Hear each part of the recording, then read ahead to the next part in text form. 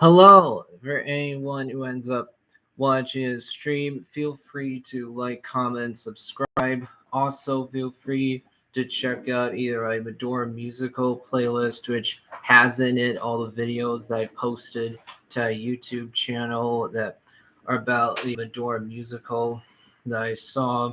Also, feel free to check out a stream playlist, which is going to contain this stream once it's done, as well as the two previous streams I've done.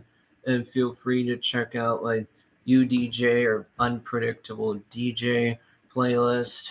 Just recently, I actually watched the new live action Pinocchio film, which I ended up really enjoying, especially because I don't remember watching the original Pinocchio, the film that came out in 1940.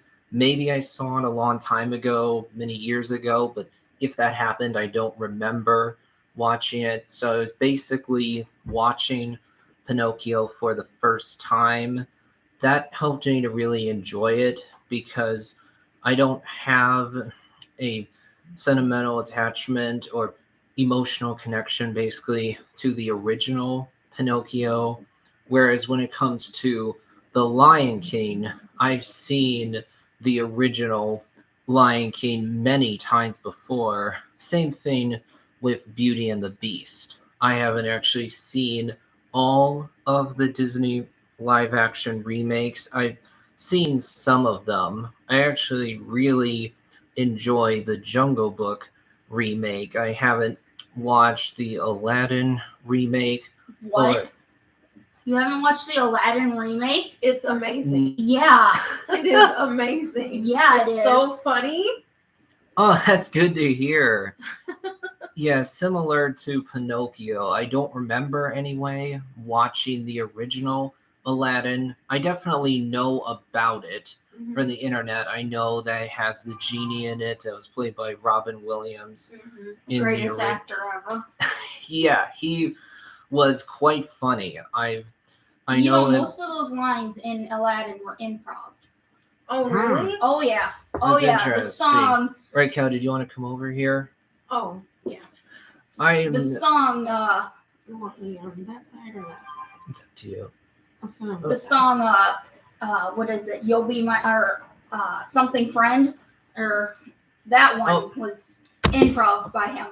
Oh, that's really interesting. Yeah, I definitely know what song you're referring to. It's the one sung by the genie where he transforms into several different forms. It's very colorful in the original movie. I also know that the villain is Jafar, then there's Jasmine, there's the famous song called Part of Your World. No, it's A Whole New World.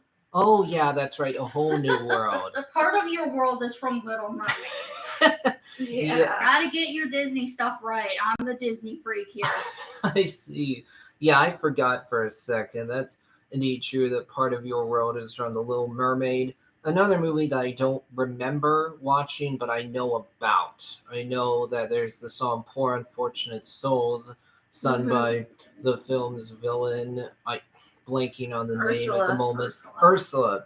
Yeah, exactly. And then Part of Your World is sung right at the beginning of the movie by Ariel. And then there's that song sung by Sebastian the Crab, or Seb for short. It's Under the Sea.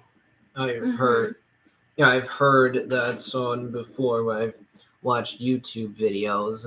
I've seen some Disney films, though not a huge amount either. I mentioned earlier seeing Lion King and Beauty and the Beast, but I've also watched Zootopia, Wreck-It Ralph, the two Frozen movies, Moana, Tangled, Encanto. I actually have seen Moana and Encanto pretty recently.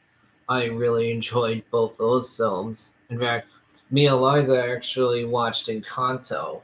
Oh yeah, it was amazing. Yeah. Like, I listened to all the songs before watching it, and they don't do it justice until you see the movie itself. Yeah, you've seen Encanto too, right? No.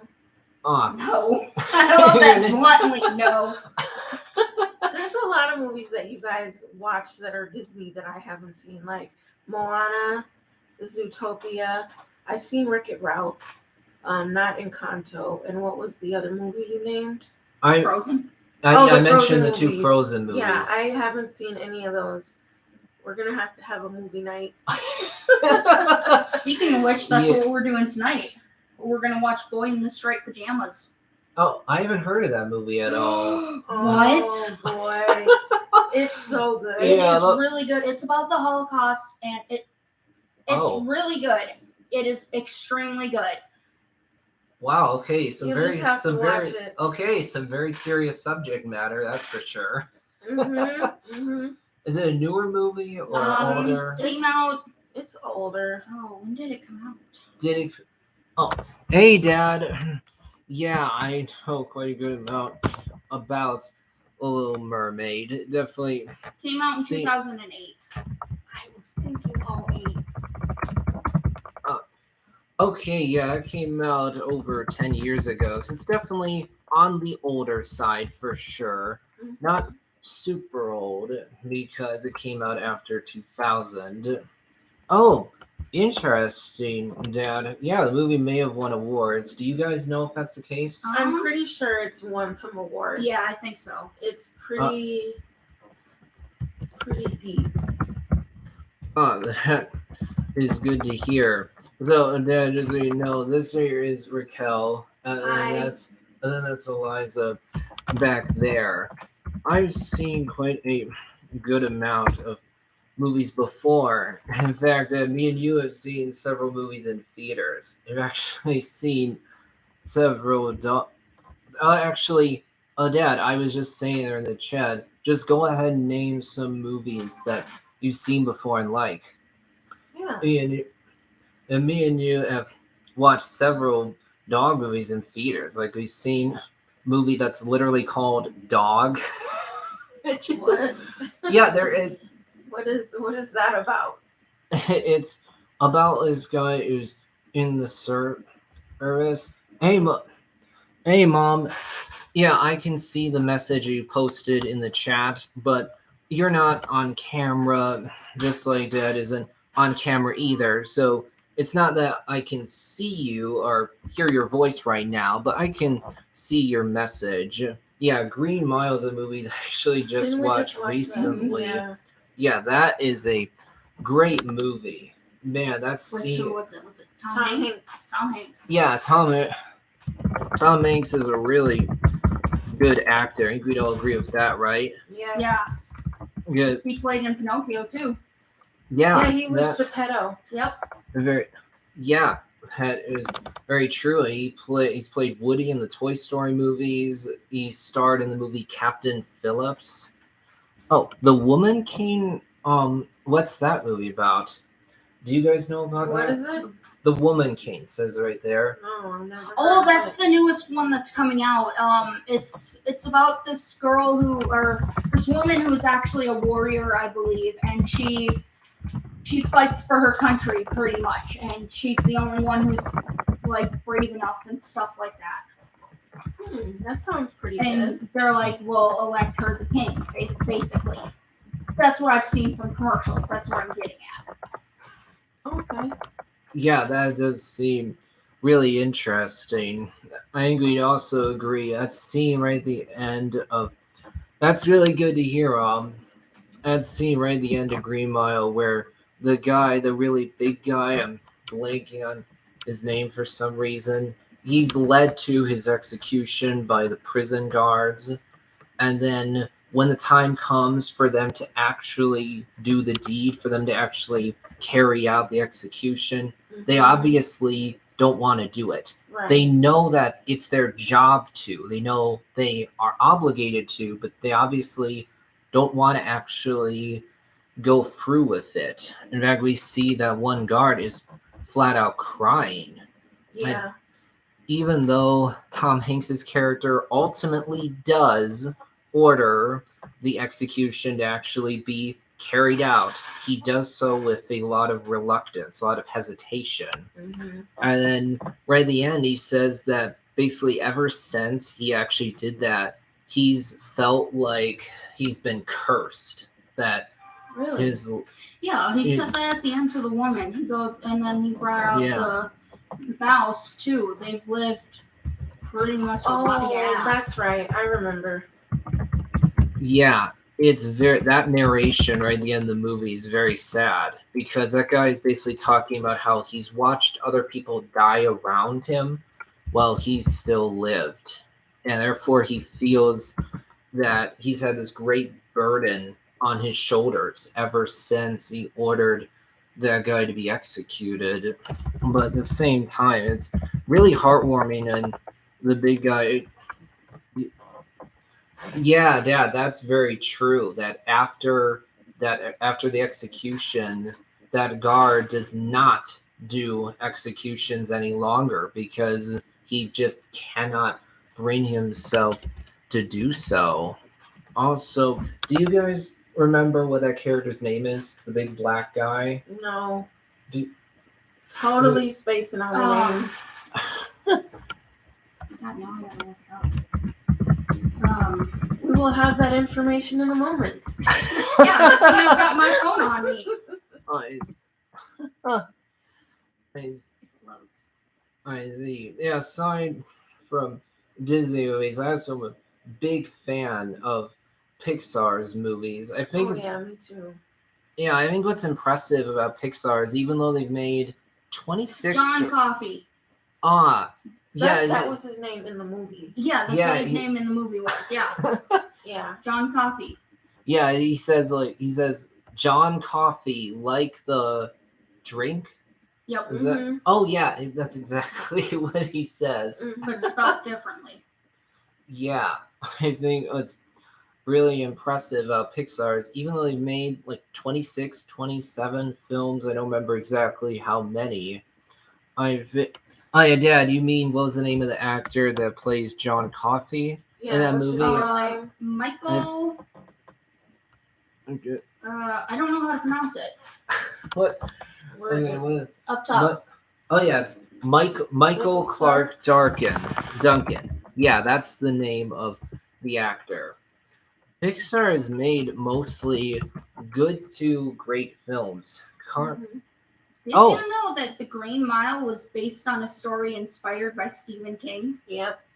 Oh yeah, I know that Stephen King is an author that does a lot of horror stories. I've heard about him before, but I haven't Excellent. actually Yeah, read Stephen King. any of his books.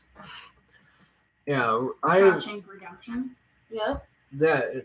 that's another great movie. Yeah, we But- just watched that one recently too. Yeah, exactly. My favorite part of the film really is the end, where it's revealed that the accountant was so smart that he was pretty much thinking multiple steps ahead of Mhm. everyone else. He had this big plan. Oh, Mom, that's really sad if that is the case. Oh, What happened? it says here she thinks that Michael Clark Duncan ended up dying of a heart attack. Oh. Let me go look. I gotta Yeah. see this. This stuff is right up my alley. I know, right?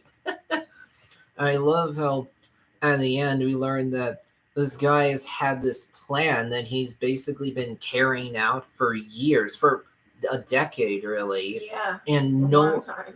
yeah, he's been putting this plan into action for like 10 years, and all this time no one has been able to figure out his end game. No one's been able to figure out what his plan actually is. I also love how you have that scene Yep, earlier. heart attack, July 13th, 2012. Wow. Wow. Yeah, that is definitely He was Sad. 54 years old. wow. He was not that old at all. Only Mhm. 4 years over 50. That's just middle-aged. Yeah. That's not senior. On September Yet 3rd, at all. he died in the hospital. So Oh. he got the heart attack July 13th, but he didn't finally die until September 3rd. Wow. Uh, So he was struggling that whole time from July to September. Yep, it said he remained hospitalized Oh wow. wow. in intensive care but remained hospitalized on September 3rd. Duncan died in the hospital from remission failure. Oh, wow. He was 54. That's something. I know, it really is. I had no idea that was the case at all. In fact, I'm not actually very familiar with Michael Clark Duncan as an actor. I haven't seen him in very many movies apart from The Green Mile. I love how you have that scene right in the middle, right in the middle, basically, of Shawshank Redemption, where the accountant is speaking with a character played by Morgan Freeman. He talks about how he's created a person, really. Oh He's yeah. he's created a fake person, complete with all the proper ID. Hmm. Uh, He was in Scorpion King. He was in Kung Fu Panda. Wait, oh, Michael Clark Duncan is in Kung Fu Panda? Wow, That's right up his alley. I know. That's why I'm so I excited about that. yeah, that's definitely because I've seen all three of the Kung Fu Panda movies. I Mhm. like all of them. The second film is my favorite, but I like all of them. I love how Poe at the beginning of those movies is someone who is a Kung Fu fanboy who doesn't actually know how to do kung fu at all. He tends to be rather clumsy, klutzy, and so Master Shifu, along with the Furious Five, were basically the who are the kung fu students that have been training for a long time. They actually know about kung fu, and Master Shifu is a wise master who's been at this for a long time. They completely underestimate Poe at first because he was the guard at the prison. and Where Shifu was at. oh, that's really interesting. And yeah, Dad, that scene in Shawshank Redemption where the accountant sets up that he sets up the music so that the classical music is played out in the prison courtyard. That's a great scene. Actually, Mhm. yeah. And Mom, what are some things that you remember about Shawshank Redemption or about the Kung Fu Panda movies? I'd be really interested to hear. At first, Shifu, along with the members of the Furious Five, only see an annoying fanboy. On top of that, no one expected that the great and venerable Master Oogway, who's the senior Grand Master, would choose Poe as the Dragon Warrior, this title that has a lot of importance. Everyone thought that he would choose one of the members of the Furious Five to be the Dragon Warrior, given the fact that they have a lot more training and experience than Poe does.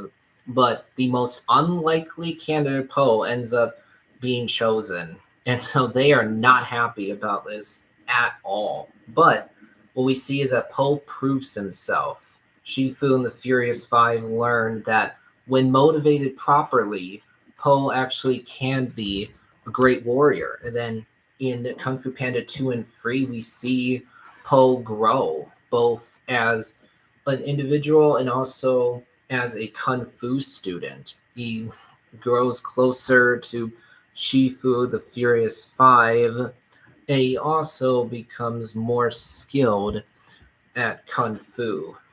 When it comes to. Oh, what? You got pockets on the back of your shirt. I couldn't help it. Yeah. I Yeah. don't know if your shirt's on backwards, but you got pockets back there. Yeah, that is pretty funny. So, Dad, I'm wondering, do you remember the Kung Fu Panda movies very well or not? I remember that we've definitely seen some of the. Yeah, we've seen the Kung Fu Panda movies before. Not recently, but we've watched them before. In fact, you, me, and one of my former friends, Chris Gilfane, actually saw Kung Fu Panda 3 in theaters. And I also Kid with a genetic memory over here. yeah, I know, right? I have a pretty good memory. But yeah, Dad, we also did watch the first two movies as well, though that was certainly a good amount of time ago. There's quite a good amount of animated movies that you and me have seen together. Yeah, well, that's very true. There are a lot of things I remember about my time in New York. If I was to go into detail about everything I remember, let's just say it would take a while. Do you remember the Kung Fu Panda movies very well? Kind of. I've only seen them all once, so not really. Ah, I see. Mom, that is very true. That Poe is just someone who's completely pure and innocent. He's also very likable. And then when it comes to the character of Oogway, he's a great example of the wise old mentor, someone who's a sage, someone who's a paragon, basically the best out of everyone, morally speaking. So therefore, he's a paragon of goodness, really. He's the venerable, wise old master who's been alive for hundreds of years, thus has more experience than anyone else. And so he's greatly revered and venerated by everyone. Yeah, Dad, that's very true. Both when it comes to songs and movies, I have a great memory.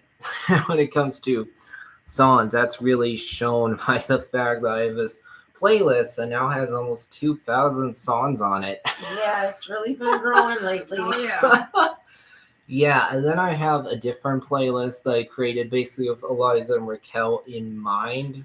And then I have a playlist that I created for me and Mom specifically. So I have these And you playlists. forgot all about your father. How dare you? Yeah, that's something Shame that on Sean. I know, right? That's something that I'm going to end up. That's something that I'm absolutely going to do. The funny thing is that when it comes to 80s rock songs, what I've done with my QDJ playlist is I said that, okay, for the artist Led Zeppelin, I'm going to find an album. And what I did actually is I found the Mothership album, and I just added every single song from that album onto my playlist, regardless of whether I've actually listened to the song before or not. I've done that with other artists as well. That's one of the reasons why I have so many songs on it. Mm-hmm. But that also is because I've seen quite a good amount of movies before. Specifically, I've seen some musicals as well, like Sound of Music, Phantom of the Opera, Wizard of Oz, Willy Wonka and the Chocolate Factory. Mm-hmm. I would say the Frozen movies are musicals, though at the same time, people definitely have different viewpoints when it comes to what constitutes a musical. Well, technically, about- all Disney movies are musicals because they always have like 3 or 4 songs. What about Yeah. Mamma Mia? Yeah, I've seen both Mamma Mia as well as Mamma Mia, Here We Go Again. I enjoy both those movies, and I'm a big fan of the group ABBA. One of the reasons for that is because for years, me and my parents have owned this ABBA CD. We actually have had for years quite a good amount of CDs, actually. We've had a CD from Bon Jovi, one from Journey, one from ABBA, quite a good amount of Christian CDs. In fact, years back, I actually used to use CDs a lot to listen to music, which is Mhm. pretty funny because looking back at that now, that seems That's like ancient Old. history. I know, right? It really feels like ancient history because now I use YouTube pretty much all the time when I listen to songs or pieces of score or classical music, whatever the case may be. I have both music from Beethoven as well as Mozart Mhm. on my playlist. I have one video that's from Beethoven, one that's from Mozart, and I also have a playlist this video. It's called Metacosmos, which is actually this piece of orchestral music that's done by a group from Iceland. Funnily enough, me and my dad watched an orchestra perform this piece live when we went to the Minnesota Orchestra Hall located in downtown Minneapolis. We watched the orchestra perform there and had a great time. Isn't that right, Dad? Have you guys been to the Minnesota Orchestra Hall? No, I've actually played there. Remember I told you? Yeah, you've told it to me before, but that was off camera. Oh, We weren't- yes. Okay. It doesn't count. Yes, I've It actually doesn't count. performed at Orchestra Hall in Minneapolis.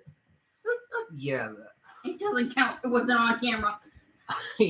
there's a big difference there. You basically, because basically you said that to me in private, but not in this form, not with this format. Yeah, yeah. I enjoy Tennessee Whiskey from Chris Stapleton. I don't, at the moment anyway, listen to other songs from Chris Stapleton, but there's several artists that Eric Hell, Dad's saying what group did you perform at Minnesota I was Orchestra Hall with? in All City Orchestra. Oh, so when were you part of that? Oh, this was back when I was a kid in orchestra. So then what was this when you were in school? Yep, elementary school. No. What instrument did you play? I played the violin. Well, that is really interesting. My dad actually taught himself how to play guitar. He's quite good with I the would love to learn how to play piano as guitar. well. Yeah, Oh, he's running. yeah, there's actually there's something here that I'm going to put on camera so you all can see. This songbook is one that my dad has had for decades. He's had it for like 30 years. Back when I was a part of a Boy Scout troop called Troop 31. See you later, Dad. Thanks for coming on. Mom, you can stay on for as long as you want.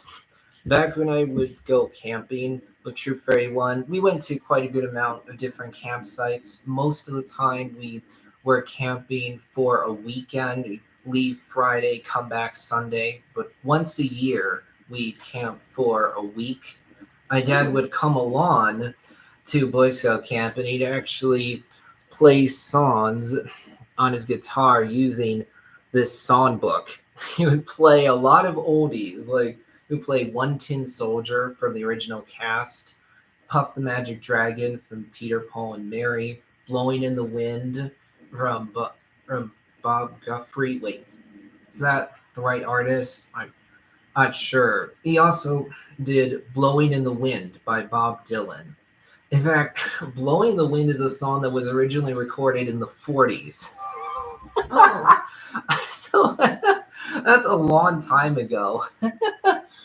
So if you want to post about some other artist or other songs that you enjoy, or even like movies or books, whatever the case may be, feel free to do that.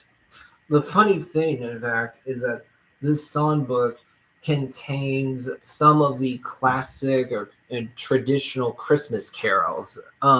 Okay, it's hard to see on camera, but this songbook contains, for example, O Little Town of Bethlehem, We Free Kings of Orient Are, Oh. Silent Night, Holy Night, Hark the Herald Angels Sing, Joy to the World, O Holy Night.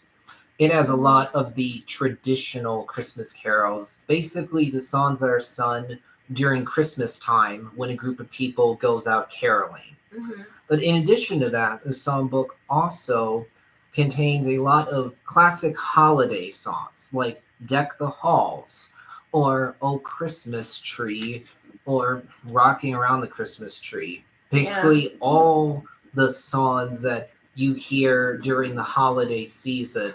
Not even just Christmas specifically, but the holiday season in general. Mm-hmm. All the songs that are done a lot, especially if you go to a mall or some establishment like that. And yeah, Charity Gale's a good artist. I know 2 songs from her. I really enjoy some newer artists. I particularly enjoy Ed Sheeran as well as One Direction. Mm-hmm. Do you 2 like those? I don't 2 know if artists? I've heard anything by Ed Sheeran. Perfect. Thinking out loud. Perfect. Mhm. What's perfect? It's a neat. I would play it, but I think we'd get hit with copyright infringements.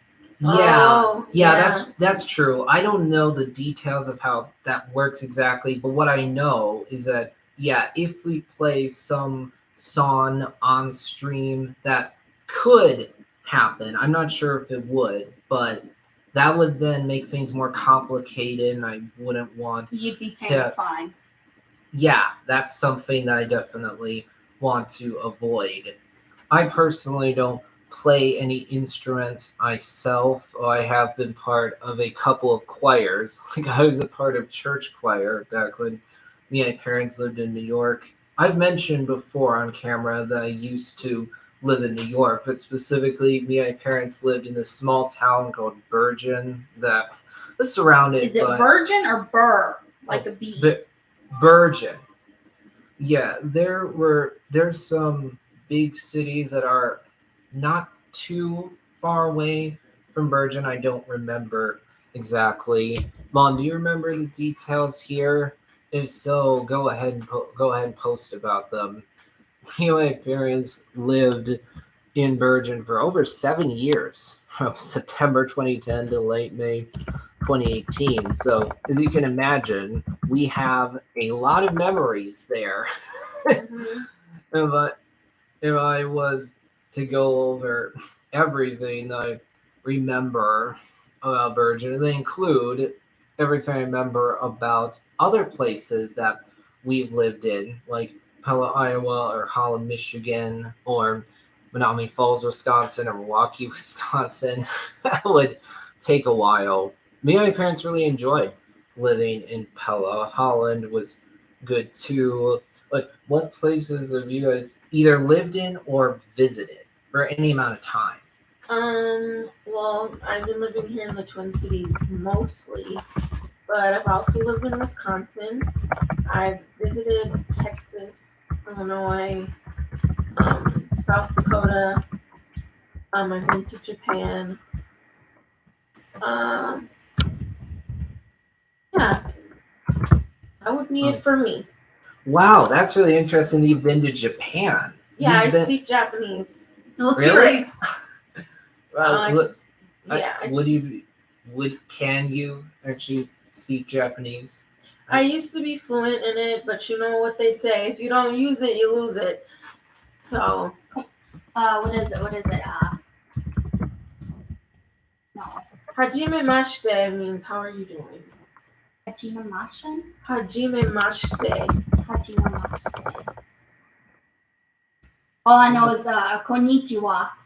Yeah. That's Chinese, I think. No, that's Japanese. It is, okay. Yep. I've heard that term before, Mhm. for sure. What exactly is true? Also, I really enjoyed being part of school choir during 7th and 8th grade when I attended Byron Bergen Central Schools. I was a part of this choir that was led by this guy named Lawrence Tolman. It was definitely a bit eccentric, but undeniably a very talented choir director. I see. Yeah, feel free to post about whether Bergen is close to Rochester or maybe other big cities.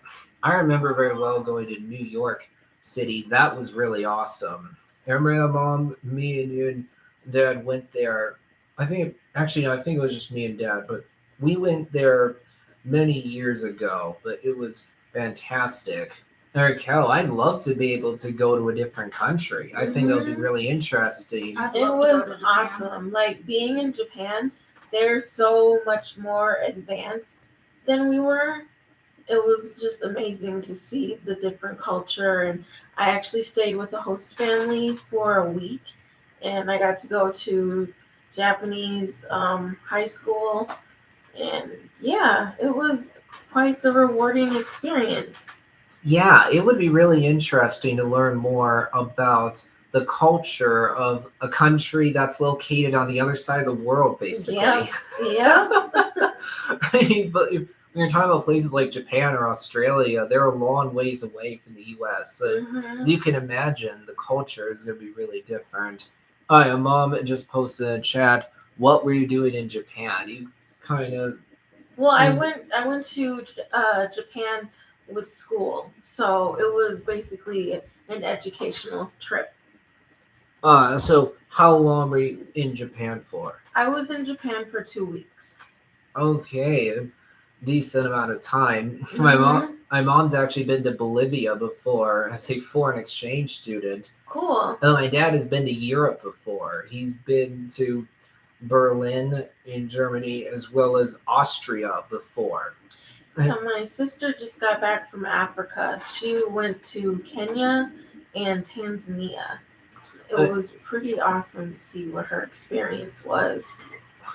That's really interesting. Mhm. The only thing that's a little unfortunate, Raquel, is it seems to me that your face is just a tad bit blurry. That's not something that. Check your camera. What about it? Like, is it Wipe dirty? your camera. Is it dirty? Doesn't seem like it's dirty. Wipe your camera with your What? thumb. What do you mean here? Wipe it. Well, what? I don't know what that's gonna do. It just made it dirtier.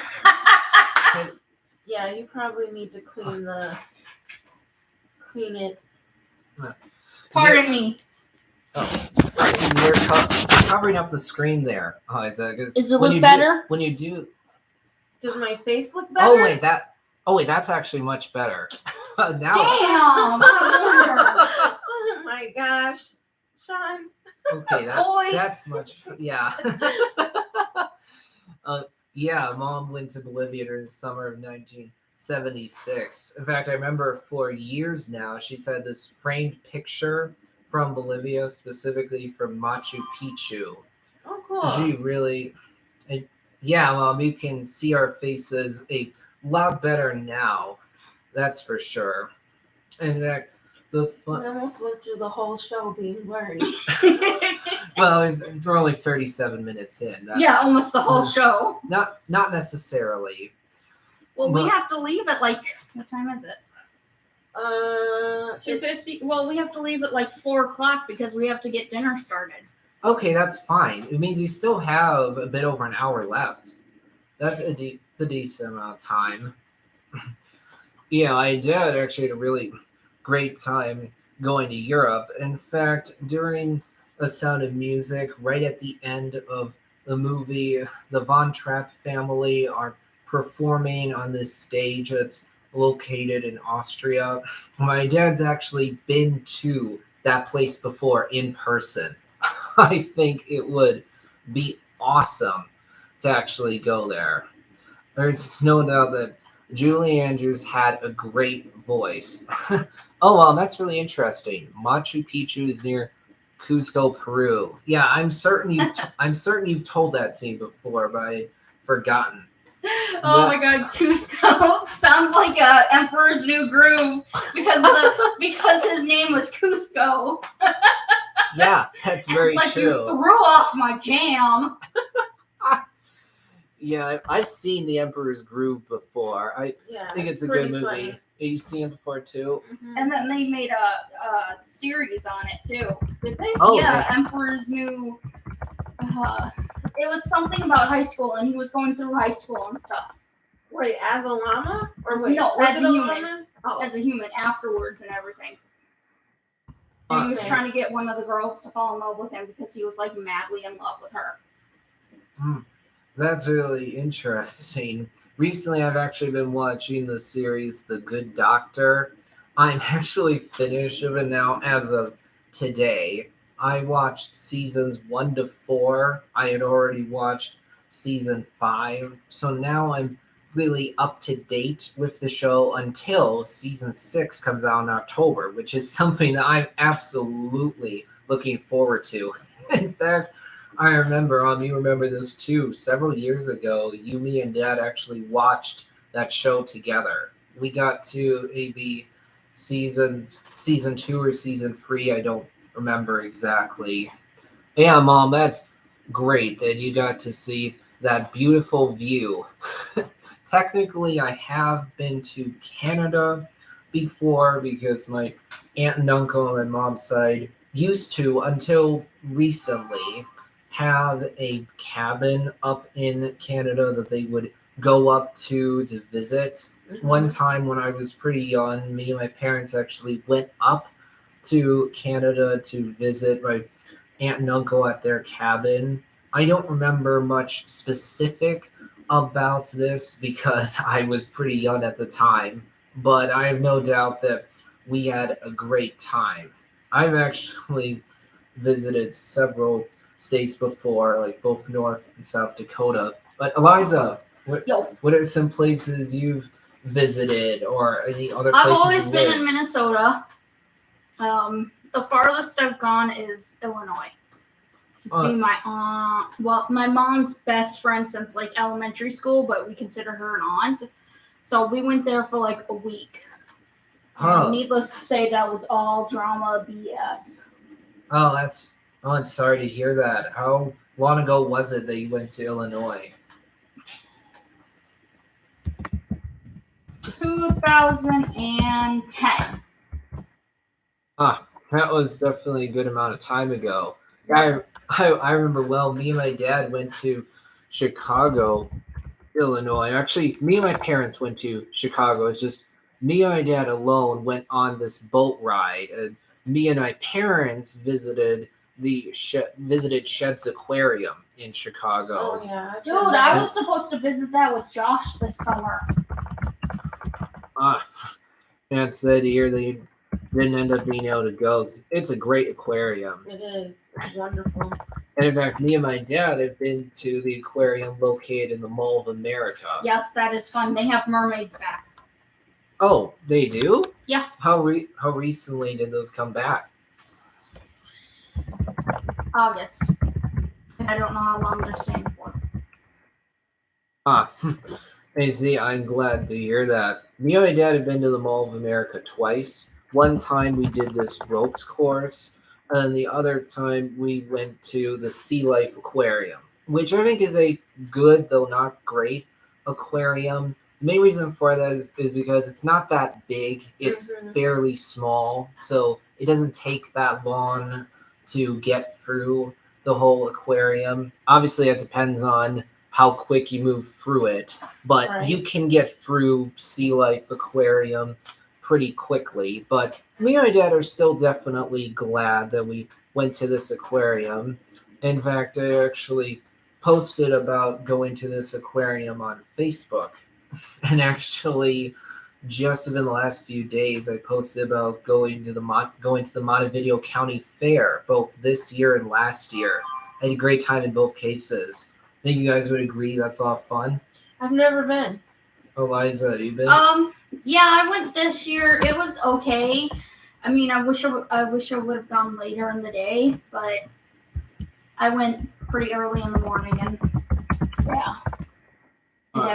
There wasn't actually much to do early in the morning besides see the animals, and that's about it. Yeah, I think that is good, though not the best part of the fair.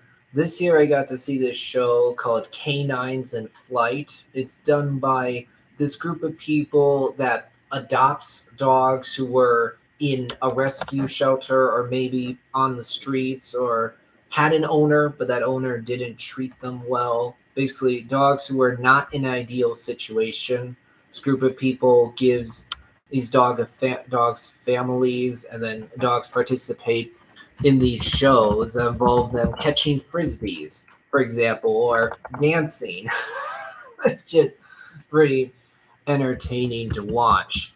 Also, both this year and last year when I went to Montevideo County Fair, I got to see this group called the Fabulous Armadillos perform. This year they did a lot of 80s rock songs. Last year they did songs from the Eagles, which is a group from the 70s, not the 80s.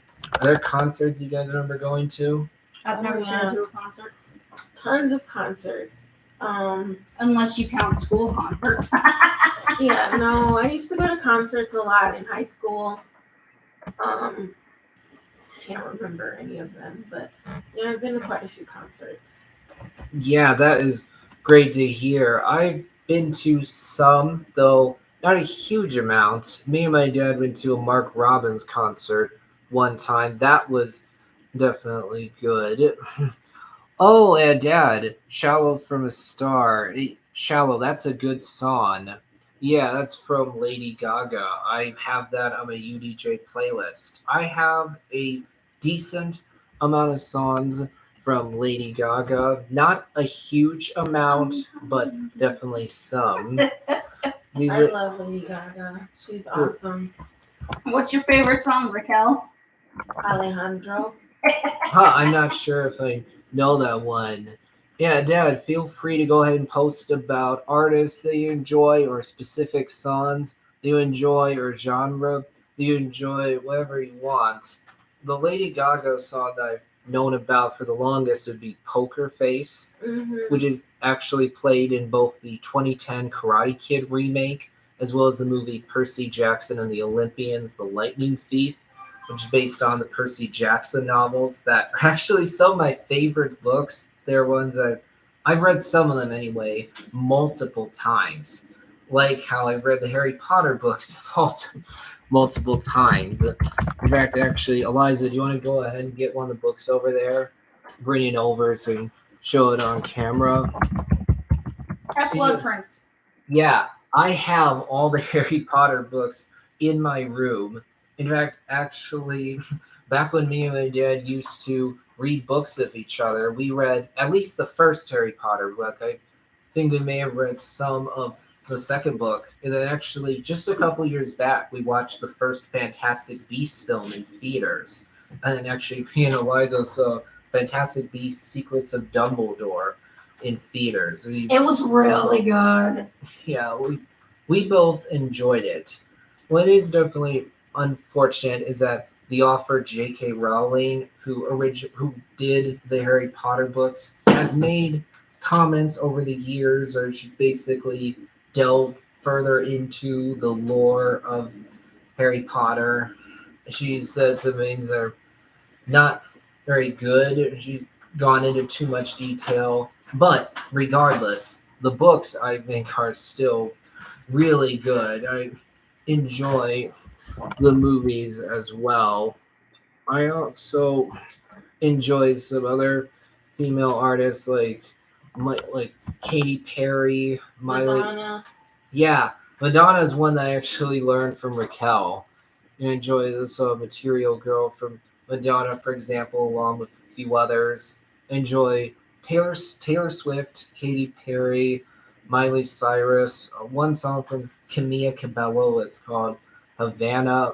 I actually know a decent amount of songs from Taylor Swift. Not a huge amount, but a decent amount. And I enjoy a couple of songs from Katy Perry. In fact, actually, when it comes to the song Fireworks, I've known about that song for a long time because it's played in the movie Madagascar Free, Europe's Most Wanted. And actually, when it comes to this shirt here, this is one that I actually got from soccer. Back when I was in middle school, I was part of the soccer team. At first, I was a part of the team, but then at a certain point, I ended up being a manager where I was basically keeping track of score or doing other things to help out the team. I did year of basketball and year of track during high school, which I enjoyed. And actually, that scarf right there is one that Raquel made for me. It's As I'm posing with it, it's like la la la. yeah, that's great. Yeah, that's pretty funny. I actually quite enjoy this song "Party in the USA" from Miley Cyrus. I don't know very very many songs from Miley Cyrus, but that's one that I enjoy. I quite enjoy doing basketball for fun. When it comes to the major sports like football, soccer, basketball, baseball, basketball is the one I've done for fun the most often. I've done soccer for fun before. I've done football for fun before, but not as often. And when it comes to baseball, I haven't done a full game of baseball with two teams just casually with friends Mhm. very often. What I I used to be a softball pitcher in high school. Really? Yeah, I was great. And then I had to go to what was it? Not DVT. Day treatment because I was as a very violent child after the Oh. divorce. Okay, Eliza, I'm honestly surprised that you're willing to say that on camera. That And I was a you're- violent. I'm proud to be. Okay, well, let's move on because I don't want this to get too downbeat. I Mhm. really enjoyed being part of the church softball team back when I went to the Virgin Evangelical Presbyterian Church. I was part of a team over the summers, and I had a lot of fun. What other sports do you guys like? I like badminton. Yeah, that's a fun one. It is. A lot. I did softball. I was really good at soccer because I took all my anger out on the balls and I'd throw them and kick them as hard as I could. And floor hockey in high school. That was fun. Doing it for class, they'd always have me be the goalie, and I never let balls get in until one hit my face, and then I'm like, nope, you guys can play now. But yeah, soccer is a fun sport. In fact, actually, I used to do soccer fairly often with one of my close friends from New York, David Schranker. He also really enjoys doing disc golf. That's a sport that I really enjoy as well. I've had a lot of disc golf discs over the years, but unfortunately, I've lost a good amount of them. I've never heard of disc golf. Yeah, that's a game where you're trying to put a disc into a putter in as few throws as possible. Okay. The lower amount of throws you take to get the disc into the putter, the better that you do Okay. when you keep track of score. It's basically golf, but with a disc. Yeah, that is definitely true. I've Or done mini golf. min- Ooh, we should play that. That would be Yeah. fun.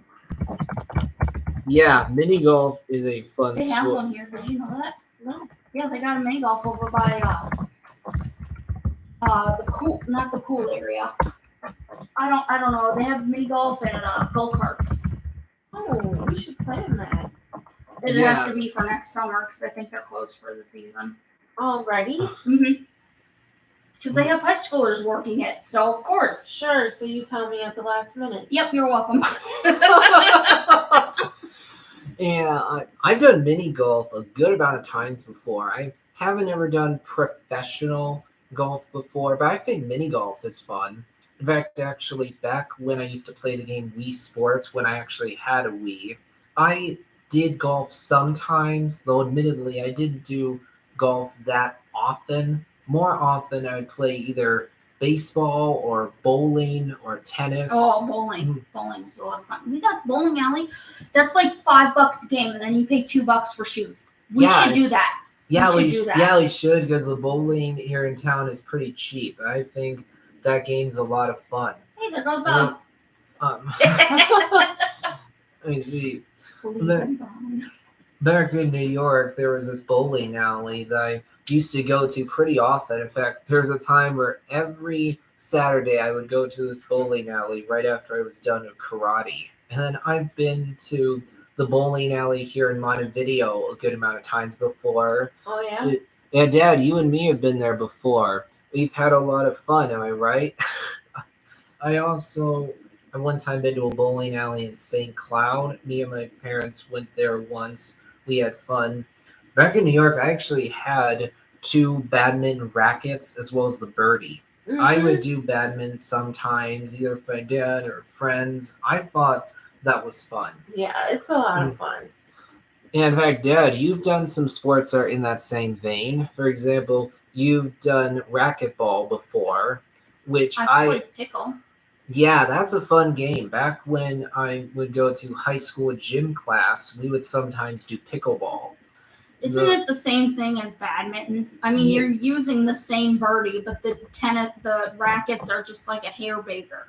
Yeah, Really? Yeah. If you think about it, tennis, badminton, volleyball, pickleball, and racquetball are all in the same vein. They're all in the same category, really. Mm. Because in every case, you have some object that you're trying to keep off the ground, and you're trying to keep it within a certain area, i.e., you're trying to keep it in bounds. Mm-hmm. So these sports are all similar on a basic level. They just are different when it comes to the details. Because with pickleball, you have like a little thing that you're using to hit the ball. You've rackets with badminton, and then when it comes to tennis, you just use your hands. Wait. That's volleyball. That's Yeah. volleyball. Yeah. Tennis, you still use a racket with. Yeah, I forgot for a second there. With tennis and badminton, you use a racket, whereas with volleyball, you use your hands.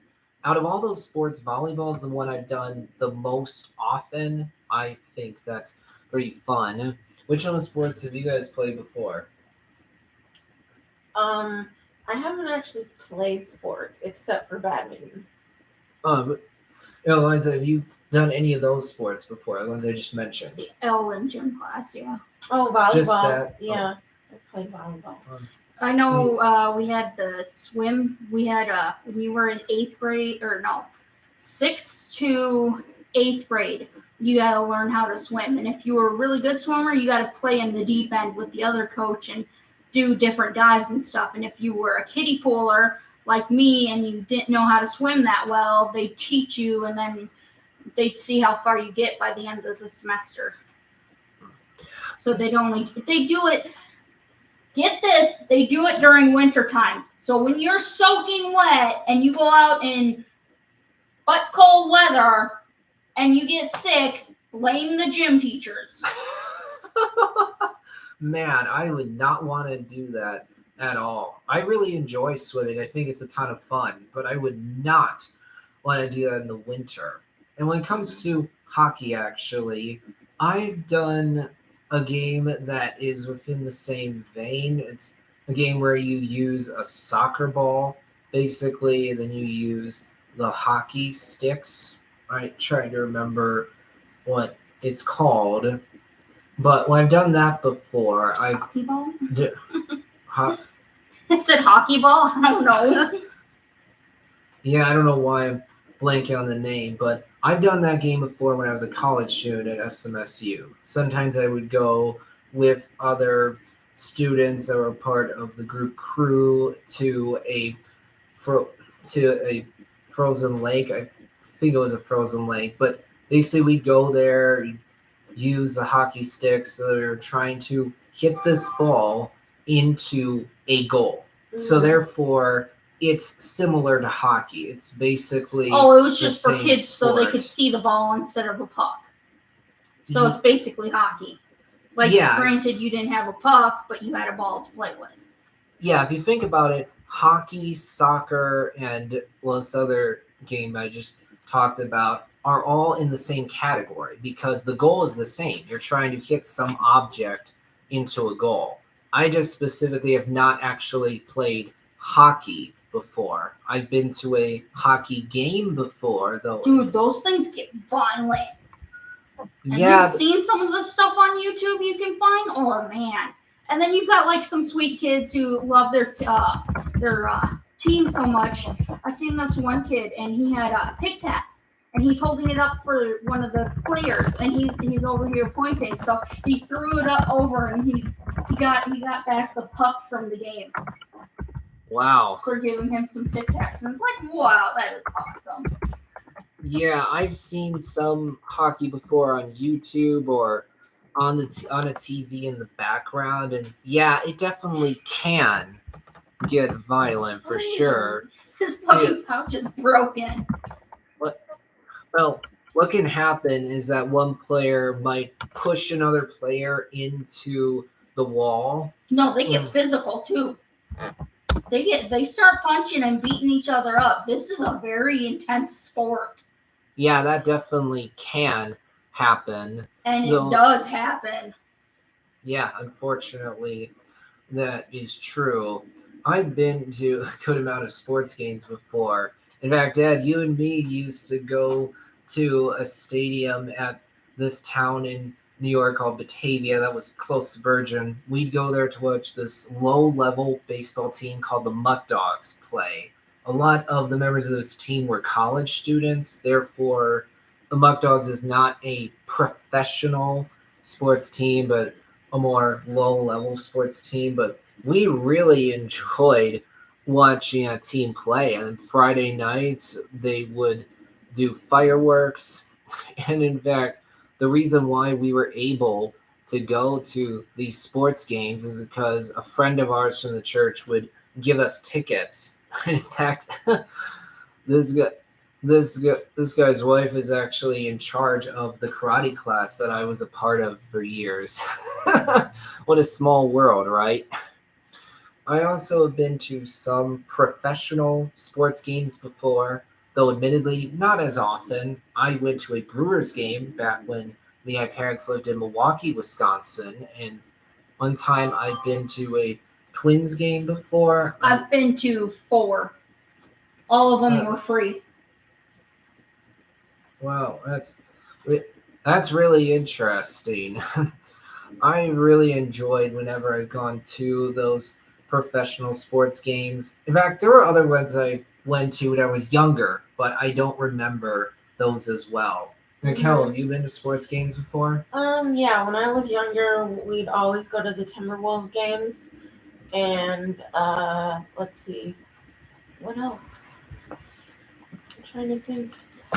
Other professional sports games have I been to? Oh, I've been to some Twins games. Nice. You can do it through the community ed center. All you have to do is pay $30, and then bring your own money to go and buy like gift items and stuff like that. To go to the Twins game? Yep.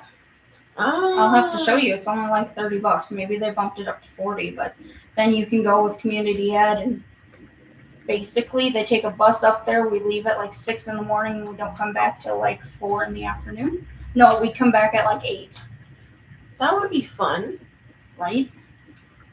I went there the last time I went there. I had my brother with me, and it was through school, and I was one of the helpers because they had a discovery program for kids, and I went with them as an extra help. So I got to go for free, and I'd watch them and help them take care of the kids. And needless to say, I had to take a camera away from one of the kids.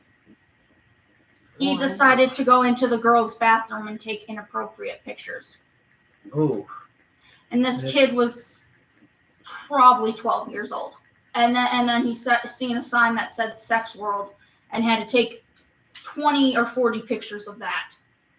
He thought it was the coolest damn thing ever. I'm like, I'm taking this. Your parents would not want this on their camera.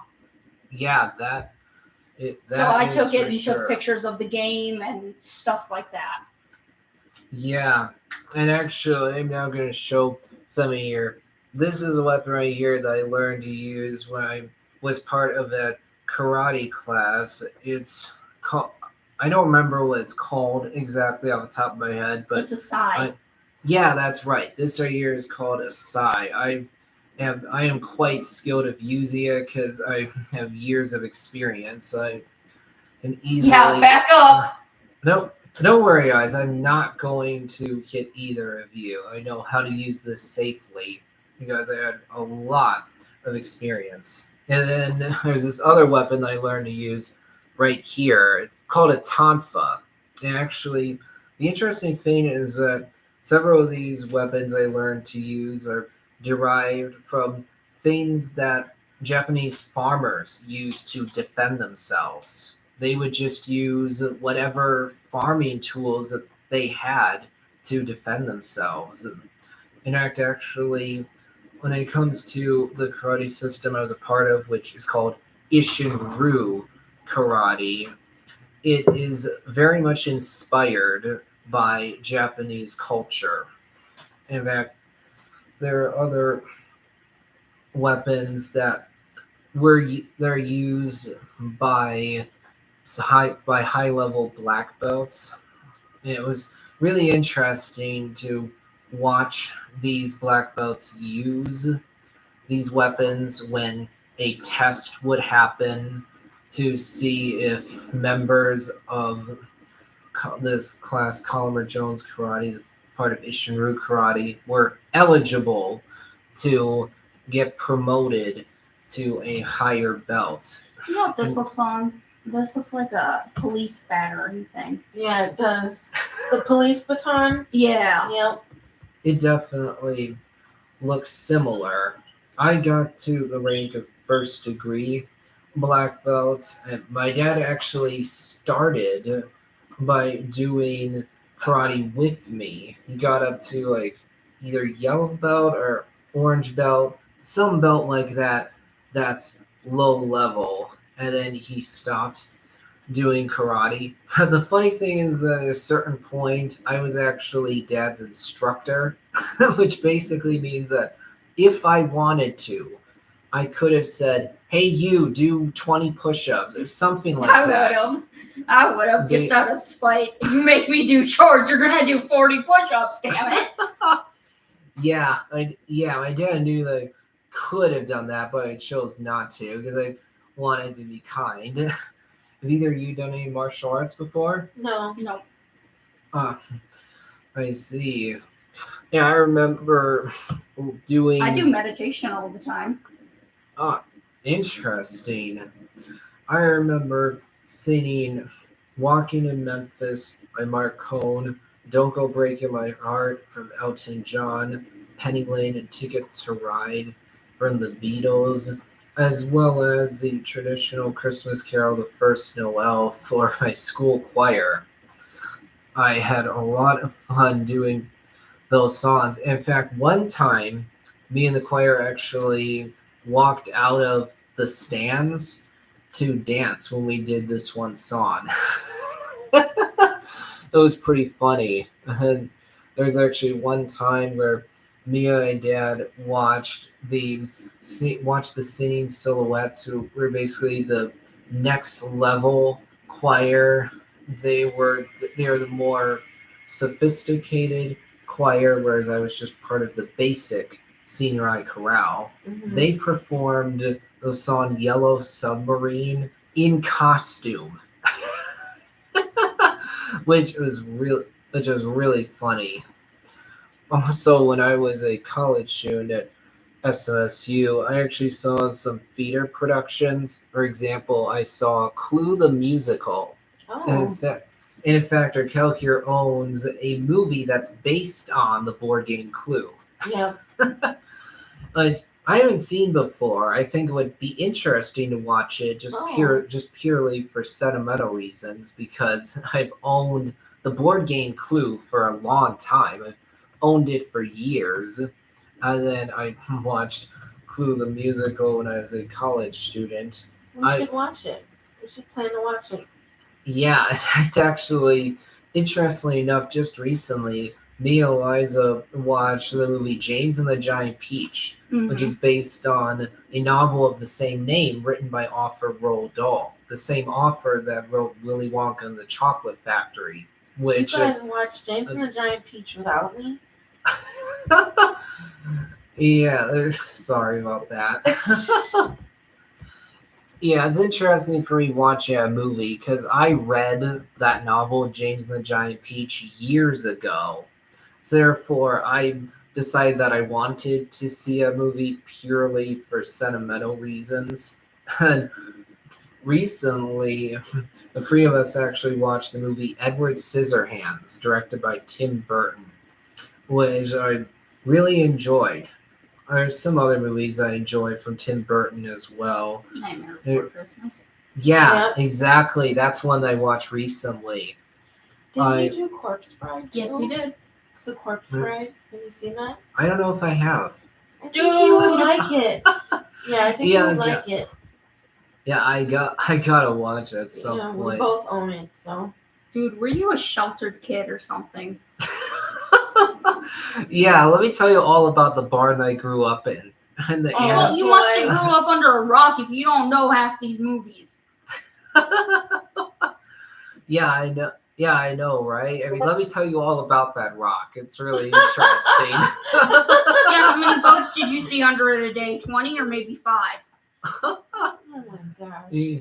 Yeah, actually reminds me of an actor that goes by The Rock. That'd be Dwayne The Rock Johnson. I don't know where that nickname really I'm gonna get on came from at first, but that's been there for a long time.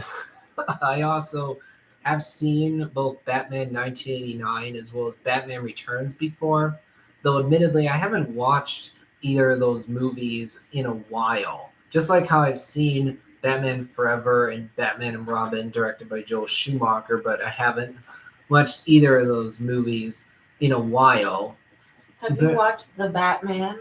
Yeah, I've watched the newest Batman movie that's called The Batman. It stars Robert Pattinson, i.e., Edward the Sparkling Vampire, as Batman. The Sparkling Vampire? From Twilight. Yeah, that's Instead of burning up in the sunlight, they sparkle. yeah. It's at this point, it's basically an internet joke that's been around for a long time because the Twilight movies came out a good amount of time ago. Yeah. I think they came out like in the early 2000s. Yeah. Remember it? I think the first Twilight movie came Like out before. 2003? No. 4? No, 2010. No. Yeah. No. Let me see. The first Twilight movie. What? Not 2005 because my brother was born 2005. Dude, it's definitely not 2010. I see. It's pretty interesting. I haven't seen any of the Twilight movies before. I just know about. Really? I just know about them from the internet. For example, there's actually this video. Twilight was released in 2008, going till 2012. Total of 5 films. Interesting. In fact, actually, the funny thing is that the last Twilight movie, the last Twilight book was split into 2 movies. Yep. For a time, that was a common trend for movies based on young adult books. Mhm. For example, the last Hunger Games book was split into 2 movies. The Dude, last she book, looks like a mess now. the last book. Oh, who looks like a mess? Christian, whatever, the one who played Bella. Dude, Oh yeah, what's her name? I Oh. don't remember her name of the actress there. She's a horrible actress. Dude, she looks like a mess now. Oh wow. Yeah, she Ah. does. It's Kristen Oh, Sweatheart. Kirsten Stewart. Stewart. I Yeah. said Sweatheart. Yeah. One of the main reasons why. Yeah, one of the reasons why I'm somewhat, anyway, familiar with Twilight is that there's this video I've watched before on YouTube called Books versus Movies Twilight, which, as the title would suggest, compares the Twilight books to the Twilight movies. In fact, the funny thing is that the 2 people who are doing this video are basically talking about how, we really do not want to do this. And then they bring in other people to do the review, and then they're also like, "Oh man, I do not want to do this." And then right at the end, when the decision is made, the guy basically says, "Hey, one of these 2 is not as bad as the other. Not this one is significantly better than the other." But I did really enjoy the Batman. I thought that Robert Pattinson actually gave a great performance. Don't you agree? Cool. Yeah, and another thing that I really enjoyed about that movie is the different way that it portrayed Thomas Wayne. Now, we all know that when it comes to Thomas and Martha Wayne, the point of their characters is to die. That's as simple as it gets. It's very similar to Uncle Ben, because just like the Waynes, Uncle Ben's purpose is to die to motivate Peter Parker.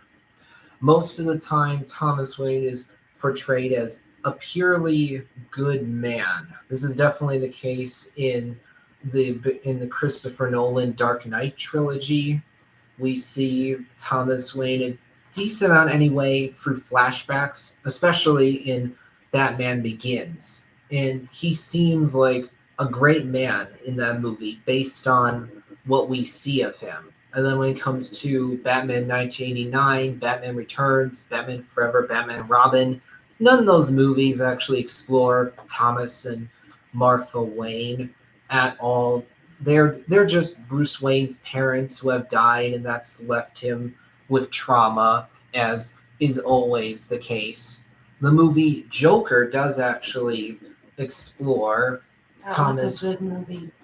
Yeah, that movie does actually explore Thomas Wayne more, similar, just like the Batman. The difference is that Joker is not a Batman movie. No, it's not. Batman is not in that movie at all. It's It's a movie about that's the Joker and how he became the Joker. yeah, it's a movie that's actually centered around the character of Joker, rather than Joker being Batman's villain. Mhm. That is something that's very different. Mhm. In fact, think about it this way. Joker is very similar to characters like Magneto for the X-Men, or Doctor Doom for the Fantastic Four, or Green Goblin for Spider-Man. All these characters are basically their respective heroes' number one enemy, their arch nemesis. Did you find the Joker to be a little sad though? Yeah, it's definitely a sad movie. There's no doubt about that, because the point of the movie is to show this guy, Arthur Fleck, descending into madness and insanity. Therefore, the best way to describe Joker is that it's a tragic character study. So yeah, it's not a particularly lighthearted movie. It's Mhm. not a very funny movie. So it's not the most entertaining movie to watch. So there are definitely other movies that I would prefer to rewatch just because they're more fun, they're more entertaining. Mhm. With Joker, I can say, yeah, that is absolutely a great movie. But there are other movies that are easier to watch. Right, I would agree with that. Yeah, because when it comes to Joker, a running theme throughout that movie is we just see the world is trying to break Arthur. We see it almost everyone is just constantly mean or cruel to Arthur. Barely anyone is kind to him. And in fact, tragically enough, we learn that his mom, who Arthur has tried so hard to take care of, has been lying to him for a long time. This is really one of the major factors that leads to Arthur turning into the Joker. Mhm. There's not a standalone movie about the Green Goblin or one about Lex Luthor in the case of Superman. Mhm. That's one of the things that really makes Joker unique, is that it's a movie centered around a comic book villain. A movie centered around a hero's arch nemesis. Mhm. Before Joker came out, the character had, of course, been portrayed by several different actors. Jack Nicholson played him in Batman 1989, and then, of course, as everyone knows, Heath Ledger played the Joker in The Dark Knight. And actually, if we're to go back a little bit further, Cesar Romero played the Joker in the 1966 movie Whoa. that's based on the old 1960s TV show. Mhm. Which Adam West played. Yeah, Adam West played Batman in that old TV Oh yeah, series. that's right. Sorry. I was just like, I know it's Adam West in there. Yeah. The funny thing is that, honestly, if you watch the original, that old 1960s TV show or that 1966 movie now, you can definitely tell that they're a product of their time. You can tell that those movies were made at a different time for comic book movies. Well, those movies or TV shows came out at a different time for the comic book genre, basically.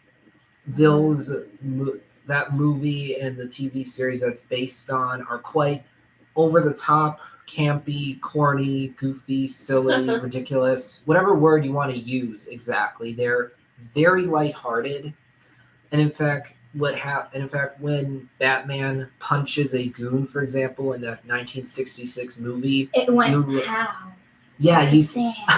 yeah, that's the thing that's hilarious, is that when Batman or Robin punches someone or kicks someone, you see pow or something like that on the screen. You have Mhm.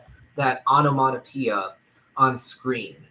So if you watch it now, it's like, wow, that is not something you see in movies or TV shows anymore. No, you don't. So therefore, if you watch that 1966 movie or the TV show that's based on, you kind of feel like you're opening up a time capsule.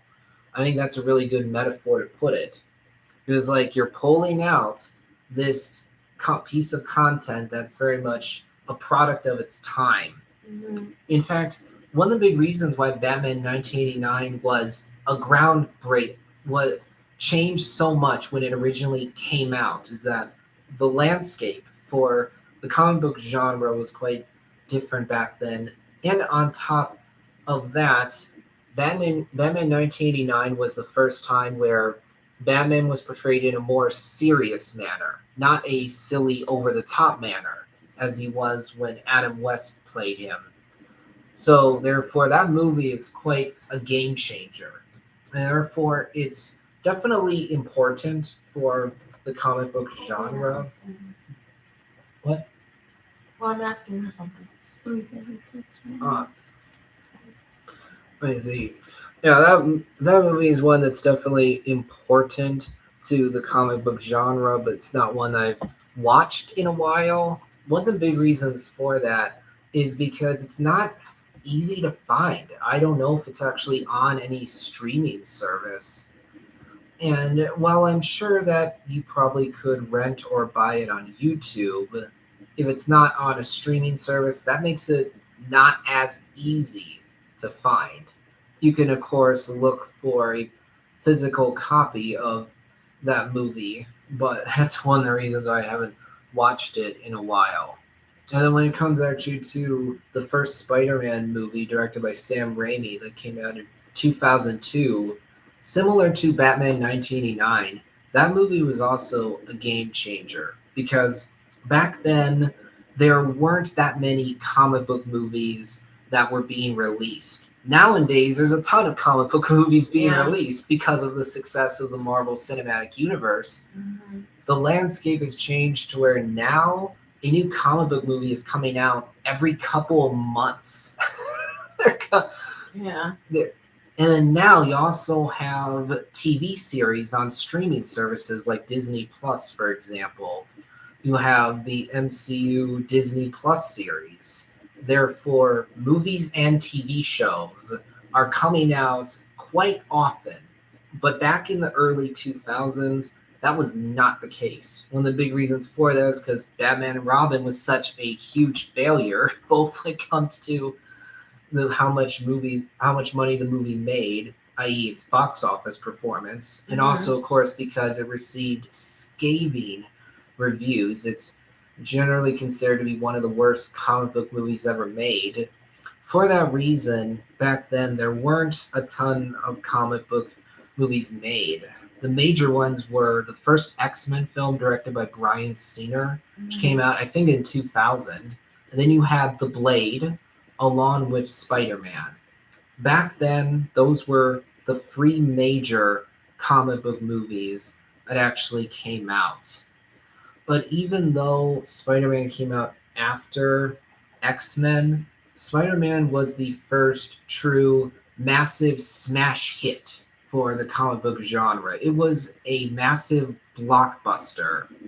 Whereas X-Men wasn't. One of the reasons for that is because with the first X-Men film, the characters are not dressed in their comic book costumes. They're wearing black leather, and the movie has a more serious tone. It's not as lighthearted. Whereas Spider-Man is more lighthearted. The character is actually wearing a bright and colorful comic book costume. Therefore, it was a game changer. I would say that the first X-Men film is not bad. It's a good movie, but you can definitely tell that it's a product of its time. The action is not really great, and it's frankly more of a setup film. But Kel, how much of a fan are you of comic book movies or TV shows? I'm not really a fan, to be honest. And now there's just too many to keep up with what is going on with the Mhm. Marvel stuff. Like they're releasing something, I feel like every other minute. It's just it's too much. Yeah, I definitely get that. So what are some franchises that you're really into? Um, I like movies all over the place. My favorite genre is horror movies. Oh yeah. Yeah. You know what? Yeah, what are some horror franchises that you like? Um, Chucky. I like Chucky, yeah. I really like Stephen King movies a lot. Um, my favorite one that has come out recently, well, not recently, but Doctor Sleep, the sequel to The Shining, that was actually really, really good. Even though it's like 3 hours long, it's really good. Um, I like thrillers, suspense, drama. What movies would you call thrillers? Um, there's a movie called Twisted with Ashley Judd, and she's like a police officer, and it comes up that she's always at the scene of these crimes of murder, and they're thinking that she's doing it. That's kind of a thriller. Ah, interesting. So, what movies would you say are suspense? Mystery. Let me see. Deja Vu. Are you familiar with that movie with Denzel Washington? Well, I'm familiar with the actor Denzel Washington, but I don't think I've seen that movie before. What about The Bone Collector? I don't know if I've seen that one. What? Oh man. Well, good thing it's about to be winter time because we got some movies to show you. I see. Yeah, I know that Denzel Washington fairly recently starred in the movie Tenet, directed by Christopher Nolan. What is Yeah. that about? I haven't seen it before. What I've heard is that it's quite a complicated movie 'cause it Really? involves time travel and a Ooh. a future war. I think like two different timelines, if I remember right. I've watched reviews of Tenet. I just haven't seen it before. So is it I- already out or it's coming out? It's already out. Yeah, it came out just a couple of years ago. Oh, we Right. could probably get a link to watch it.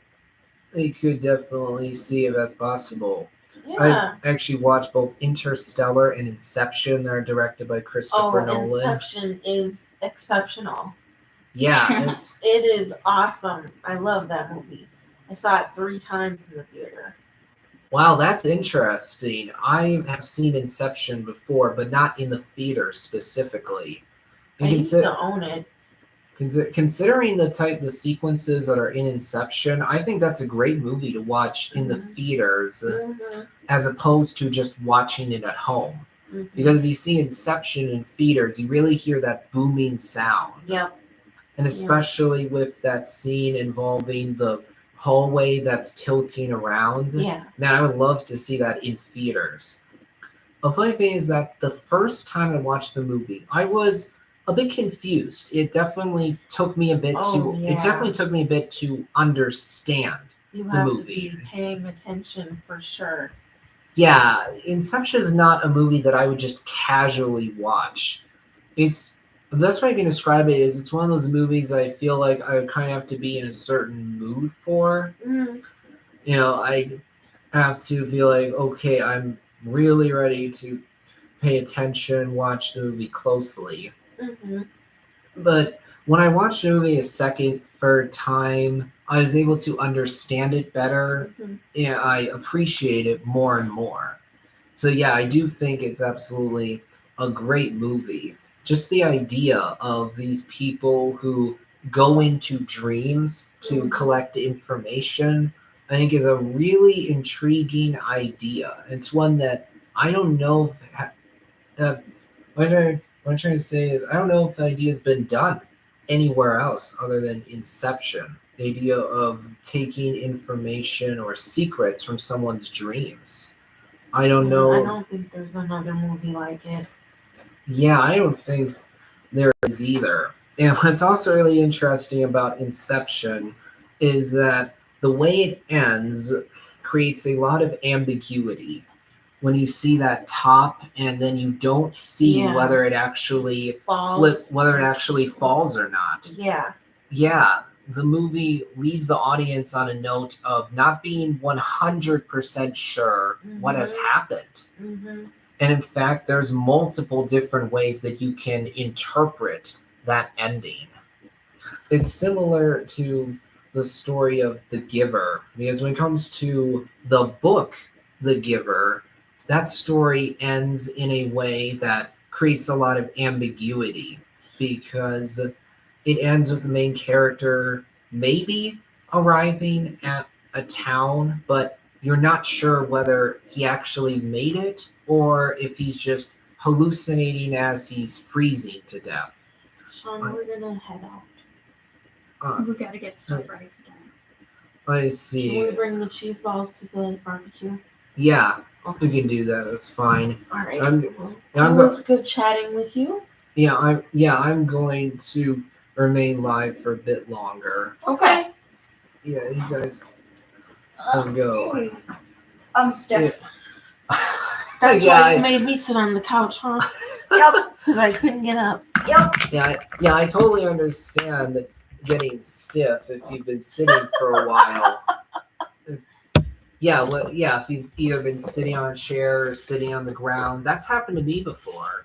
Yeah. For example, when I played a game before and have done so while sitting on the ground, at first when I get up, my knees are a tad bit stiff, Mm-hmm. so I just stretch out my legs a little bit Yeah. to get blood flowing to my legs again. Okay. Get Bye, blood flowing to my Sean. knees again. Yeah, We'll see you in a little while. absolutely. See you in a little bit. Okay. I've both read the book version of The Giver as well as seen the movie that's based on the book. I think the book is a lot better than the movie. One of the big reasons for that is that with the movie, I get a very strong feeling that Hollywood is try to make the story more appealing to a wider audience. And so therefore they change the story so that there is in fact a clear-cut villain. That's not at all the case with the book version of The Giver. The book version of The Giver doesn't have a traditional villain at all. It's more gray in that way because the book is set in this community where this policy known as sameness is enforced. Basically, anything even remotely negative has been taken away. For example, fear, pain, starvation, unemployment, homelessness, poverty, war, anything along those lines has been removed. But by the same token, anything strongly positive has been removed as well. So what is left is just dull, bland, black and white vanilla. Basically the equivalent to a flat line. It's all just gray. There's no color at all. There's nothing too strongly positive, nothing remotely negative either. And what's established in the book is that the people who are in charge of this community that our main character lives in are not actually bad guys at all. They're not evil. They don't actually have any nefarious intent. They're just simply completely ignorant because the book establishes that the rules that have been set in place have been set in place for a long time. And so, therefore, everyone in the town, except for this one individual known as the Giver and whoever the Giver teaches, are completely ignorant to what's going on. So, therefore, the people who are in charge, the elders, are completely in the dark as well. So they're not the villain. They're not the villain of the story. Whereas in the movie, the chief elder is made out to be the black and white villain of the story. I think that makes things less interesting. Also, the movie has a romance. Once again, I get a strong feeling that this was done because Hollywood thought that by changing this aspect of the story, more people would end up watching the movie. But I don't think that this is a good change because it's just more generic.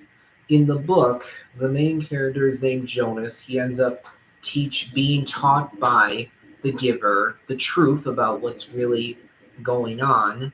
One of the things that Jonas learns is that no one in this town is capable of feeling love.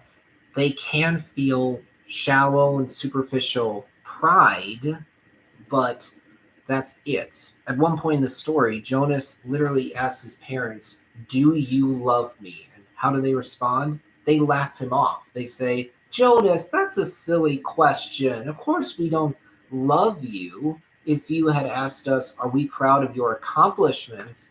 Then yes, we are. But that is such an outdated, antiquated term. Precision of language, please." Precision of language is one of the ways that the people of this town, this community, are kept completely ignorant. They're basically taught from a young age to be precise when it comes to their language, when it comes to what words they use. So therefore, people do not know at all what love is. They don't use that word at all. Jonas in the book does have feelings for this girl in the community, but Jonas knows that she is completely incapable of feeling love for him because that is something that has been removed from this community. In fact, the idea of parents actually giving birth to a child is completely non existent because the parents of this community are simply given a child that has been conceived by someone else. In fact, everything is decided for them. That where they live, who their spouse is, what job they end up having. All that is decided for them. As the book goes on, we realize more and more that this is one of the biggest problems with the we learned more and more that this is one of the biggest problems with this system is that people are not allowed to actually make their own choices. In the movie, Jonas and his female friend Fiona, they do actually end up having a romance, but I prefer the way the book does it because it just makes much more sense that because love has been completely removed from this community, it is impossible for the two of them to actually have a romance at all. Also, the movie removes the ambiguity that's present at the end of the book because it flat out shows us that Jonas actually has made it to some different place, and it explicitly shows us all the memories of the past returning to the community. Earlier on, I had talked about the character of Oogway from Kung Fu Panda. His character is similar to Dumbledore or Gandalf or any of these other characters that are intended to be the wise old mentor or the sage, the paragon. Dumbledore, admittedly, not as much because we learn in the later books that Dumbledore has some skeletons in his closet. He's done some things in his past that he absolutely regrets. But at the same time, Dumbledore is absolutely meant to be the wise old mentor. Obi-Wan Kenobi from the original Star Wars film is another great example of this because he is also meant to be the wise old mentor. This actually goes all the way back to Joseph Campbell's The Hero with a Thousand Faces. This is where the monomyth, the hero's journey, comes from. The hero's journey has been used in many, many stories throughout time. It's existed for a really, really long time. One of the aspects of this hero's journey is that our main character starts off either ignorant to what's really going on or at a bad place in their lives. But then they meet the wise old mentor who teaches them, and then our hero goes on a journey that transforms them. They grow and change because of the journey. They encounter obstacles, challenges along the way, but then ultimately they overcome whatever forces are opposing them. The basic principle here is that if your main character starts off at a low point and is challenged throughout their journey, then it becomes all the more satisfying when in the end our hero does actually succeed. I think that all the Harry Potter books are really good. I'm a big fan of some of the movies in particular, like A Prisoner of Azkaban and The Deathly Hallows Part 2. But there's definitely things about Harry Potter that don't actually make sense if you think about it. For example, it's established that there's this potion called Polyjuice Potion. Now, what this potion allows is for someone to completely change their appearance to look like someone else. And on top of that, this potion allows for someone to change their voice, so their voice sounds like someone else entirely. Now, first of all, that is pretty scary right there, that in the wizarding world, there's a potion that allows you to completely impersonate someone else's appearance and voice. Therefore, with this being considered, you'd expect that the wizarding world would realize that for important and sensitive locations like the Hogwarts School or the Bank Gringotts or the Ministry of Magic, that it's really important to have security measures in place or security protocols in place to protect against impersonators infiltrating these important and sensitive locations using Polyjuice Potion. But is this the case?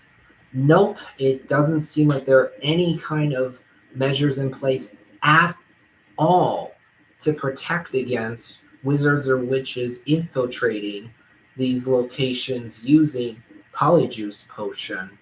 Also, here's another example. When it comes to creatures known as house elves, it is established that they have a very powerful ability to, they have very powerful apparition. Now, when it comes to what apparition is, it's basically teleportation. Wizards or witches can absolutely apparate as well. But the difference is that house elves have apparition that is completely untraceable, undetectable, and can even bypass anti-apparition wards. Therefore, with this being considered, you'd expect that wizards or witches would at some point realize how powerful the house elves apparition really is. But instead, it doesn't seem as though, and it seems as though no one has ever realized how powerful the house elves apparition really is. Also, when it comes to Harry's parents, James and Lily, we learn that they end up being targeted by the Dark Lord Voldemort. Therefore, they went into hiding in order to stay alive. Now, at this point, they used a charm that's called a Fidelius charm. It involves someone being made a secret keeper, where they are entrusted with a secret, and then they own then they are able to keep this information secret because the only way that someone else can learn of a secret that a secret keeper knows is if the secret keeper willingly chooses to disclose this information to someone else. So you can see how this charm is quite powerful because once someone becomes a secret keeper, then they get to choose who will learn about this secret that they've been entrusted with. Now, later on in the series, what we learn basically is that wizards or witches can be their own secret keepers. So, with this in mind, you'd expect that once James and Lily realize that they've been targeted by the Dark Lord Voldemort, that either one of them would be the secret keepers. That way, they can keep their location a secret in order to protect themselves and their child from Voldemort. Or even barring that, you'd expect that James and Lily would realize that it would really benefit them to have Dumbledore be the secret keeper, especially given that Dumbledore volunteered for this position. And on top of that, Dumbledore is a very powerful wizard. He's, in fact, the only one that Voldemort fears. He's one of the only wizards who's just about at the same level as Voldemort. So, therefore, if Dumbledore became the secret keeper, that would really help out James and Lily. On top of that, actually, Dumbledore is very skilled at protecting his mind, at shielding his mind from others attempting to pry into his mind. The art of occlumency in Harry Potter involves shielding one's mind, and then legitimacy is prying into someone's mind for the purpose of gathering information. It's established in the series that Dumbledore is a very skilled occumens. That would have been so. Therefore, it would have been really beneficial for James and Lily to have Dumbledore be their secret keeper. But do they do that? No. They also don't be. They don't have one of them be the secret keeper either. Rather, their initial idea is for James's best friend Sirius Black to be the secret keeper. This would not be a bad idea either because Sirius was good friends with James and Lily. He knew them both when they were all students at Hogwarts. So at this point, you'd expect that Sirius would be the secret keeper and then he would go into hiding to protect against the possibility of Voldemort finding out where Sirius is. And then you'd also expect that Sirius would have on him the wizarding equivalent to a cyanide pill, just in case Voldemort finds him and tries to torture him. But do James and Lily have Sirius be the secret keeper? No. Instead, they have Peter Pettigrew be the secret keeper because Sirius recommended that they should do this. Therefore, the result of them naming Peter as the secret keeper is that Peter ends up betraying James and Lily to Voldemort because he's a completely spineless, selfish, opportunistic coward. This was not at all a smart move on the part of James, Lily, and Sirius because Peter Pettigrew is clearly not strong-willed, therefore he would not have been able to withstand torture at all. He would have absolutely given away the secret pretty quickly. So it was really, really not smart of James, Lily, and Sirius to have Peter Pettigrew be the secret keeper, considering that he was the most likely out of all of them to be the traitor. And even going back to when James Potter, Remus Lupin, Sirius Black, and Peter Pettigrew were friends during school. They were the Marauders. Peter Pettigrew was more of a hang-on rather than an actual member of the group. He was more of a tag-along rather than an actual member of the group because he was not equal to the others when it comes to intelligence. And in fact, the only reason why he participated in the bullying of Severus Snape, which James and Sirius also did, was that he was able to hide behind James and Sirius when they bullied Severus Snape. Remus Lupin didn't really take part in the bullying. He stood to the side. It didn't participate, but at the same time, he basically allowed James and Sirius to bully Severus Snape because he didn't actually do much to stop them. But the point is that Peter Pettigrew would not have bullied Severus Snape on his own. The only reason why he did so is because he was able to hide behind James and Sirius. Therefore, Severus Snape absolutely despised Peter for that reason, and also because of the fact that Severus loved Lily, but Peter Pettigrew sold out James and Lily to Voldemort when his life was on the line, which shows a huge amount of selfishness and disloyalty at the core of Peter's being. But for now, though, that will be it for today. So therefore, I'm going to be running off for now. But I will be streaming again at a later date. Therefore, I'm now saying goodbye.